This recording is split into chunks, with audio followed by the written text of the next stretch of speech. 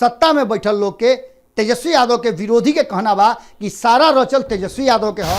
सुनील सिंह तो यहाँ तक ले कहले है कि जाके घर में अब तक ले खोजल लोग कुछो ना भेटाइल, अब वहाँ जीव तो गोबर। जीतन राम मांझी के ट्वीट होता कि सीबीआई रेड के पीछे केकर हाथ बा जे फुर से उड़ जाला। अब तेजस्वी यादव के अइला के बाद ये बात और साफ हो जाई कि का में तेजस्वी यादव के हाथ रहा, जैसन कि हिंदुस्तानी अवाम पार्टी कह रहा, खिसिया करके ऐसे डरा करके और तेजस्वी यादव ई कार्रवाई करवले है सीबीआई वाला।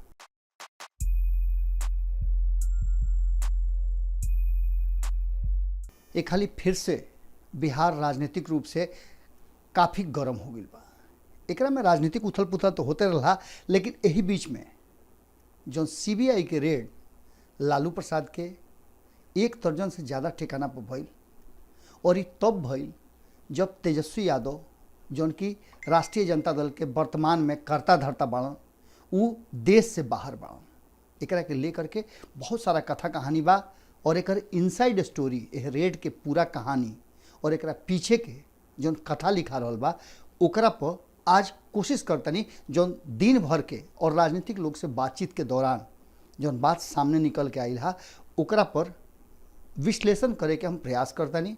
और बिहार के राजनीति कौना करवट बैठ रहा बा ओकर शुरुआत करे से पहले, ये विश्लेषण से पहले 4 गो लाइन बा कि डरे डरवावे के कहानी लिखात बा, एकदम ही ताज़ा ताज़ा हो। डरे डरवावे के कहानी लिखात बा, शीशा के घर में पत्थर तौलात बा, शीशा के घर में पत्थर तौलात बा। अलग बात बा केकरा का औकात बा, अलग बात बा केकरा का औकात बा, पिंजरा वाला तोता के बात सुनात बा। एकरा साथ साथ आज के जौन विषय बा वो विषय बा कि लालू की यहाँ सीबीआई रेड के पीछे के असली कहानी। तो एक कहानी के शुरू करे से पहले रुआ लोग से एगो बात बताओ तनी, और शुरुआत करतनी पॉजिटिव ना नेगेटिव बात से। नेगेटिव बात ई बा कि लगातार सीबीआई के ऊपर आरोप लाग रहा बा, कहल जा रहा बा कि सीबीआई तब भी तोता रहे, आज भी तोता बा। जब जब जरूरत महसूस होला केंद्र में बैठल सरकार के, यानी वर्तमान में भारतीय जनता पार्टी के, तब तब यह तोता के पिंजड़ा से बाहर निकाल करके और फुर करा दिया। जहाँ जहाँ भेजल जाला तहाँ तहाँ जा करके ही अपन प्रभाव दिखावेले। लेकिन यह सब बात से अलग एकर सकारात्मक पहलू भी बा।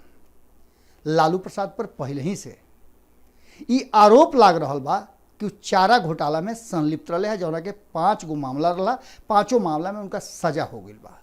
हालांकि लालू प्रसाद बेल पर रिहा भइल बा, लेकिन जब जब वो बेल पर बाहर आवेले तब तक कोई ना कोई नया कहानी रचा जाला। एक कहानी के पीछे जौन लालू प्रसाद के समर्थक बाड़े उनकर कहना बा कि लालू प्रसाद के साथ अनैत हो रहा बा, लेकिन ये बात सत्ता में बैठल केहू कहे के तैयार नहीं है। अब ये पूरे इनसाइड स्टोरी में रुआ दिन भर कल जौन देखनी घटनाक्रम भइल वो घटनाक्रम में केहू बाँचल ना। लालू प्रसाद के लगभग 1 दर्जन से ज़्यादा ठिकाना पर सीबीआई के एक साथ रेड भइल। दिल्ली में घंटन लालू प्रसाद से पूछताछ कल गई, राबड़ी देवी के पटना आवास पर, दिल्ली में मीसा भारती के आवास पर, और एकला अलावे लालू प्रसाद के ससुराल, उनका गांव, राबड़ी देवी के गांव, राबड़ी देवी के ससुराल, इस सब जगह विभिन्न जगह पर छापेमारी भइल। एकरा पीछे के कहानी कहल जात रहे, और जौन जानकारी सबके प्राप्त भइल हा कि रेलवे रिक्रूटमेंट बोर्ड के लेकर के, ओहमें भर्ती के लेकर के, ओकरा में अनियमितता के लेकर के, जमीन के बात लेकर के, जौन की लालू प्रसाद के विरोधी कह रहा बा, वो सब मामला में लालू प्रसाद के जांच चल रहा बा, और वही जांच के क्रम रहा। अब एकरा के लेकर के जहां एक तरफ लालू प्रसाद के समर्थक होकस या राष्ट्रीय जनता दल के नेता, मंत्री, विधायक या प्रवक्ता होकस, वह बात के पूरी तरह से भारतीय जनता पार्टी द्वारा कईल गई योजनाबद्ध तरीका से बदनाम करे के, डरवावे के एक कार्रवाई बतावल जा रहा बा।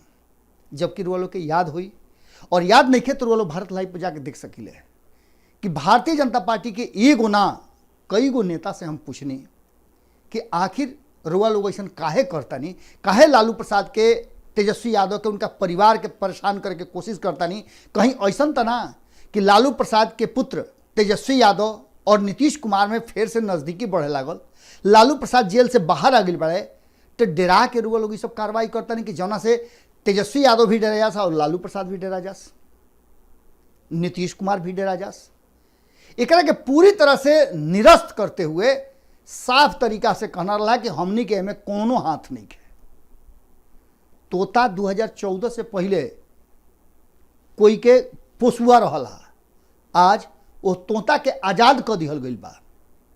ये बात भारतीय जनता पार्टी के कहना बा, लेकिन ओइजे ये बात के लेकर के कंट्राडिक्शन तब पैदा हो जाता जब जीतन राम मांझी एगो बयान दे देता रहे, ट्वीट कर देता रहे। जीतन राम मांझी के ट्वीट होता कि सीबीआई रेड के पीछे केकर हाथ बा जे फुर से उड़ जाला। इस सारा रचना रच के फुर से उड़ गई। एकर सीधा सा मतलब बा और एकरा पर पूरा विश्लेषण करे के कोशिश करी है, पूरा जांच और खोदिया के हम पूछे के कोशिश करी है, जौन की पार्टी के, हालांकि जीतन राम मांझी से तो बात ना भइल है, कारण कि जीतन राम मांझी लेकिन उनकर सब कुछ देखे वाला उनका पार्टी के मुख्य प्रवक्ता दानिश रिजवान से बातचीत भइल है और उनकर भी इहे कहना बा। वो तो यहाँ तक ले 4 दिन पहले हमरा से बातचीत में कहले रहन कि मीसा भारती के पार्टी के कमान दिया था, यह चलते तेजस्वी यादव खिसियाइल बड़न और यही चलते वो बैठक में ना शामिल भइले है। उतने ना, पार्टी में अभी बहुत कुछ होना बाकी बा, कई खंड में विखंडित हो जाई। जब यह विषय पर पूरा उनका से बातचीत भइल है कि आखिर एनडीए के लोग काहे ऐसा काम करता कि लालू प्रसाद के परेशान, तेजस्वी यादव के परेशान, राबड़ी देवी के परेशान, उनका पूरा परिवार के परेशान करे के हित नाता तकले कोशिश कर, तो यह पर दानिश रिजवान के सीधे कहना रहा कि ये में कोनो ऐसा बात नहीं है, जे जैसन करी वैसन भरी। सीधा तौर पे ये पूरा प्लांटेड बा और प्लांटेड अगर बा तो एकरा में तेजस्वी यादव के, हालांकि स्पष्ट रूप से ना, लेकिन उनकर इशारा में वो कह दिले है कि बूझने वाले बुझ गए सब बात। साफ तरीका से उनकर कहना रहा कि खास करके मीसा भारती के राज्यसभा भेजना, मीसा भारती के हाथ में कमान दे देना, लालू प्रसाद के ऊपर मीसा भारती के प्रभाव होना, इससे खिसिया करके, ऐसे डरा करके और तेजस्वी यादव ये कार्रवाई करवले है सीबीआई वाला। अब वह समझ ली कि एक तरफ एनडीए के लोग कहता कि सीबीआई स्वतंत्र संस्था बा, स्वायत्त संस्था बा, और दूसरा तरफ ये कहल जा रहा बा कि तेजस्वी यादव यह कार्रवाई के बारे में जानत रहे है, एक मतलब कि और लोग भी जानत रहा। दूसरा बात के तरफ रुआ आगे बढ़े, रेलवे में 2004 से लेकर 2009 तक जौन विकास भइल, जौन प्रगति भइल, ओकरा के लेकर के लालू प्रसाद के रेल गुरु तक, चूंकि वो बीच में रेलवे काफ़ी फायदा कमैले रहे, एक साथ साथ लालू प्रसाद ऐसा कई गो काम कैले रहन जौना के आज भी चर्चा होला। लालू प्रसाद वो कुली के जेकर केहू माई बाप ना रहे, ओकरा के सरकारी सेवक बनावे के कोशिश कैले, अब भरसक बना देले। एकरा अलावे गरीब खातिर, अमीर लोग तो एसी में अपन सफ़र करत रहे, लेकिन गरीब खातिर गरीब रथ खोल करके और एक कोशिश कैले कि रेलवे में अधिक से अधिक लोग, जौन की आम लोग बा, आम जनता बा, वो भी ओकर सुविधा और लाभ पा सके, जौन से रेलवे के फायदा भइल।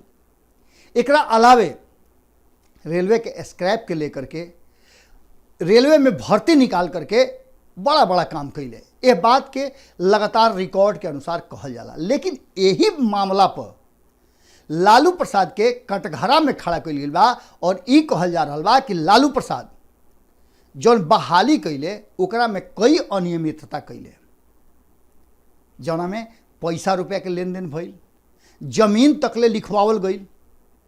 यह बात में कितना सच्चाई बा, पिछला लंबा समय से 2004 से ही मामला चल रहा बा, 18 साल हो गई। ये 18-20 साल में अब तक सीबीआई कोनो कंक्रीट डिसीजन पर ना पहुंचल, अभी तक ले जांच के प्रक्रिया चल रहा बा। ये सवाल के लेकर के खास करके राष्ट्रीय जनता दल के नेता काफ़ी दुखी और हमलावर बाड़े। नारा तक ले लागल है, सीबीआई के विरुद्ध भी नारा लागल है। और एकरा साथ साथ सुनील सिंह तो यहाँ तक ले कहले है कि जाके घर में अब तक ले खोजल लो कुछो ना भेटाइल, अब वहाँ जीव तो गोबर आ बाबा जी के ठुल्लू के सिवाय कुछ ना भेटाई। एकरा साथ साथ सुबह सवेरे रुआ देखले हो कब कि सारा प्रवक्ता के लगभग बात करे के कोशिश कैला के बाद केहू सामने ना आइल, लेकिन आइल है तो अचानक सभी लोग एक साथ आइल है। एक पूरे मामला में जौन इनसाइड स्टोरी बा वो दू गो रास्ता बता रहा बा। एक तरफ जहां विपक्ष ये बात के लेकर के सत्ता में बैठल लोग के आरोप लगा रहा बा कि ई कहीं ना कहीं भारतीय जनता पार्टी के डर हो जौन प्रकट होकर के आ गई बा। और भारतीय जनता पार्टी सिर्फ बिहार में ही ना, सिर्फ लालू प्रसाद और तेजस्वी यादव पर ही ना, देश के अलग अलग राज्य में जहां जहां वो डेराला ओजा ओजा सीबीआई के भेज देवेला। एकरा पहले पश्चिम बंगाल में भेजले रहे, एकरा पहले उत्तर प्रदेश में भेजले रहे, एकरा पहले झारखंड में भेजले रहे, एकरा पहले दिल्ली में भेजले रहे। यानी कि देश के अलग अलग हिस्सा में सीबीआई के भेज करके और भारतीय जनता पार्टी ओजा प्रभाव जमावेला। और एक कार्रवाई में नीतीश कुमार के बड़ा संदेश देवे के कोशिश रहा। ये बात के चर्चा रुआ कल दिन भर सुन ले होगा। सबसे पहले ये बात रुआ लोग के भारत लाइव पर हम बतैले रही कि कहीं ऐसा तो ना, और ये सवाल भी हम पूछले रही, रुआ देख सकिले में कि हम दोनों जना से सवाल पूछले नहीं जौन दोनों प्रवक्ता भारतीय जनता पार्टी के बारे कि कहीं ऐसा तो ना कि नीतीश कुमार के डरवावे खातिर लालू प्रसाद और तेजस्वी यादव के घरे सीबीआई के रेड डलवाल गई है, जौना से नीतीश कुमार डरा करके और जो दोस्ती के हाथ बढ़ा रहा बड़े ओकरा के रोक देस। देखिए, राजनीतिक रूप से बहुत सारा बदलाव के प्रयास और सुगबुगाहट बिहार में हो गई बा, जौना के लेकर के भारतीय जनता पार्टी ये बात के समझ रहा बा कि अगर नीतीश कुमार के मन बदल जाई तो भारतीय जनता पार्टी बिहार के सत्ता से उखड़ जाई। और एकरा बाद आवे वाला 2024 के चुनाव में भी भारतीय जनता पार्टी खातिर नीतीश कुमार एक बड़ा कहल जाओ तो टक्कर देवे वाला नेता के रूप में सामने आ जाए हैं। कई गो ऐसा तैयारी चल रहा बा। एक तरफ प्रशांत किशोर भी तैयारी कर रहा बड़े। एकरा साथ साथ ये पूरे विषय पर चाहे वो नीतीश कुमार से जुड़ल मामला होके, लालू प्रसाद से जुड़ल मामला होके, ये सब के लेकर के सुराज के नाम पर प्रशांत किशोर ये बात के कह रहा बड़ा कि पिछला 30 साल से ये लोग बिहार खातिर का कइल उस समय बताई। बिहार आज भी पिछड़ा राज्य बा, एकर केहू के चिंता नहीं है, लेकिन सीबीआई के चिंता, चारा घोटाला के चिंता और बिहार में एक दूसरा पर आरोप प्रत्यारोप के चिंता सबके बा। खास करके एगो नया रुआ कहानी देखले होगा कि नीतीश कुमार के सामने एगो लड़का आयल, उनके क्षेत्र के रहे वाला रहे नालंदा के, वो आ करके अपना बाबूजी के शराब पियला खातिर नीतीश कुमार से शिकायत कैलस और शिक्षा पर बात आ गई। यानी कि शराबबंदी भी फेल और शिक्षा के बदतर स्थिति। नीतीश कुमार खातिर हंसी टिटोली के बात हो सकेला, लेकिन आम जनता खातिर निश्चित रूप से अब ओकर घर जौन बात देवालय हो गई बा। और यह बात के लेकर के मीडिया से लेकर राजनेता तक ओकरा घरे जाकर के और सोची कि एक एक सोनू बाड़े ये बिहार में और लड़का नहीं खन सा और जगह व्यवस्था खराब नहीं है। जौना स्कूल में वो लड़का पढ़ रहा बा, जौना स्कूल के टीचर पर आरोप लगा रहा बा, का वो स्कूल के सारा लड़का के वो स्थिति में ना ले आवे चाहिए, जौना स्थिति में सोनू के ले आवे सब कुछ तैयार बा। सवाल लम्हर लम्हर बा, लेकिन इस सब सवाल के जवाब रुआ एक जगह मिली, उ बा सत्ता। और सत्ता खातिर सीबीआई के जांच होखे, ईडी के जांच होखे या फिर दबाव बनावे के राजनीति होखे, कहीं ना कहीं जौन वर्तमान स्थिति बा वो स्थिति में एक तरफ जहां सत्ता में बैठल लोग के तेजस्वी यादव के विरोधी के कहना बा कि सारा रचल तेजस्वी यादव के ह, दोसरका पक्ष कह रहा बा कि एमे कोनो केहू के हाथ नहीं के। इस सीधा तौर पे स्वतः स्फूर्त कार्रवाई बढ़ुए जौन की रेगुलर बेसिस पर चल रहा बा, पहले से जांच चल रहा बा, वही प्रक्रिया के हिस्सा हो। एकरा अलावे राष्ट्रीय जनता दल के लोग के कहना बा कि ये उनका पर बदला के कार्रवाई है, जो नीतीश कुमार के साथ उनका संबंध बेहतर होके जा रहा बा, संभावना बढ़ रहा बा, ओकरा से डरा करके भारतीय जनता पार्टी कार्रवाई कैलस। ये पूरे मामला में अब आगे का हुई, ये निश्चित रूप से बात जब बाहर आई तब हुई। कारण कि तेज प्रताप यादव भी बाहर अइले तो यह विषय पर बहुत कुछ बोले खातिर ना तैयार भइले। लालू प्रसाद से भी सीबीआई पूछताछ कैलस, उहो कुछ बोले के तैयार नहीं खन। राबड़ी देवी से पूछताछ भइल, उहो बोले के तैयार नहीं खन। और तेजस्वी यादव तो है नहीं खन।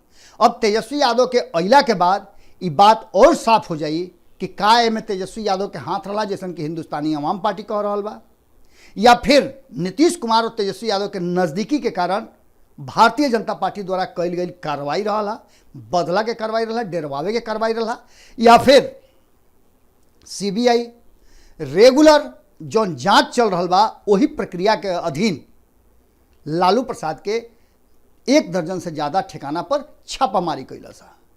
ये पूरे विषय में एक बात तो रुआ बता सकीले, कारण कि रुआ तो कमेंट बॉक्स में आपन विचार देवे में कोताही कर रहा बानी, जैसे बुझाता कि रुआ लोग के धली के हु। अरे जब तक ले बोलब ना तब तक ले रुआ अधिकार के देवे वाला केहू नहीं के। माइयो बबुआ के दूध पियावे ले तब जब बबुआ काई काई रोए लागे ले तब। बिहार के राजनीति में सिर्फ एक दूसरा पर आरोप प्रत्यारोप और राजनीतिक बयानबाजी चल रहा बा। रउआ खातिर कुछ भी नहीं के होत। अगर होइत तो बिहार नंबर 1 के राज्य होइत। एक तरफ जातीय जनगणना, दूसरा तरफ बिहार के विशेष राज्य के दर्जा, और ये दोनों मामला पर केंद्र साफ हाथ खड़ा कर दिले बड़ुए। लेकिन नीतीश कुमार और तेजस्वी यादव यह मुद्दा पर रउआ हमरा के कहीं ना कहीं सब जवाब दिखा रहा बड़े। बिहार के विकास रुकल बा, वो विकास के गाड़ी महंगाई के मार से रुआ त्रस्त बानी की नहीं खी, रुआ जरूर लिखब। और साथ में बिहार के राजनीति में जे कुछ भी हो रहा बा उ तो रुआ लोग तक पहुँचाइए रहा बानी। एक पूरे मामला पर 1 से 2 दिन में बहुत बड़ा खुलासा हुई सीबीआई के रेड के पीछे के का रणनीति रहा। फिर कल भेंट करे के वादा के साथे माफ करब सभे, सोमवार के दिन फिर हमरा रुआ भेंट हुई और सोमवार के दिन नया विषय के साथ रुआ लोग से बातचीत हुई। तब तक रुआ लोग के 1 दिन के समय बेसी मिलत रुए। इतवार के दिन घरे बैठ के खूब सोच समझ करके कमेंट बॉक्स में जरूर लिखब सभे कि जे कुछ भी ये विश्लेषण में रुआ सुननी ओकरा पर राउर का विचार बा। का रउआ लड़का के पढ़ाई सरकारी स्कूल में बेहतर ढंग से हो रहा बा? एकमात्र सोनू खातिर पूरा बिहार के नेता, देश भर के लोग चिंतित हो गई बा का एके गो सोनू बाड़न? इस सब विषय रुआ लोग के नज़दीक तक बा, रुआ लोग के दिल के करीब बा। यह बात पर रुआ लोग निश्चित रूप से आपन विचार जरूर दें। गोड़ लागत नहीं।